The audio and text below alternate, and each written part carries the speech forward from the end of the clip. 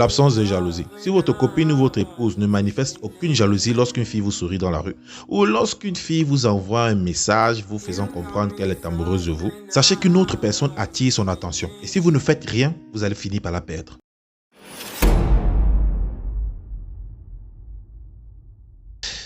Voilà. Avant de commencer, j'aimerais vous poser une question.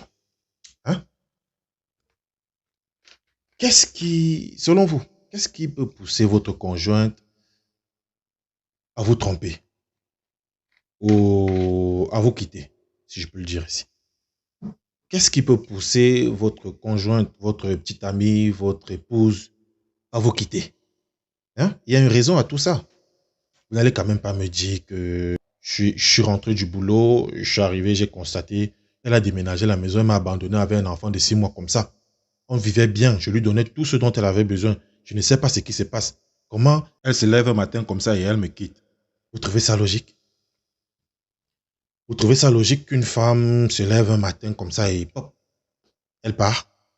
Vous devez savoir que si votre conjointe vous trompe ou vous quitte, c'est entièrement de votre faute. En amour, il n'y a pas plus fidèle que la femme. Lorsqu'une femme est amoureuse de vous, même si c'est Bill Gates qui arrive en ce moment précis, elle ne va pas l'accepter. Même s'il a quoi? Si c'est une femme de valeur qui est amoureuse de vous, même si c'est le futur président de la République qui arrive, je suis désolé, elle ne l'acceptera pas. Parce que dans sa tête là, ce n'est que vous et rien que vous. Donc, si vous avez surpris votre petite amie ou votre épouse en position d'infidélité, cela a été causé par quelque chose venant de vous. Elle a essayé tant bien que mal d'en parler pour pouvoir trouver une solution, essayer de mettre les points sur les i pour que tout puisse s'arranger. Mais vous n'étiez pas par rapport. Vous étiez concentré à faire ce qui vous intéressait le mieux. Peut-être vous ne lui accordiez plus assez d'attention ou peut-être dans votre téléphone, elle a constaté que vous étiez déjà en train de faire autre chose en dehors d'elle, ce qui veut dire que vous étiez déjà, vous aussi, dans une autre posture. Ce qui fait qu'elle a essayé de vous en parler encore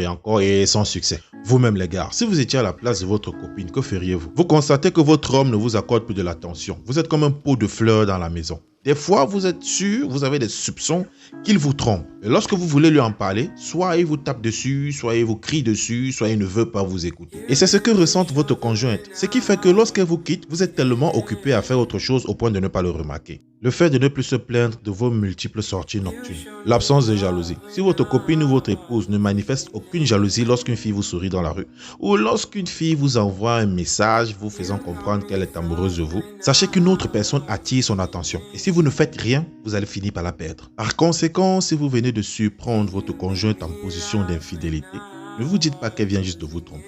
Elle avait déjà fait sentimentalement il y a de cela 6 mois. Elle attendait juste le bon moment pour vous quitter. Des fois, nous les hommes là, avant de jeter la faute sur notre conjointe, sur notre épouse, sur notre petite amie, essayons de nous remettre en question. Vous voyez? Essayons de faire une rétrospection. Question de voir si ce n'est pas nous le véritable problème. Nous devons chercher à identifier la cause majeure qui a poussé notre conjointe à nous tromper. La réponse peut être surprenante. J'espère que vous êtes prêts. Ok?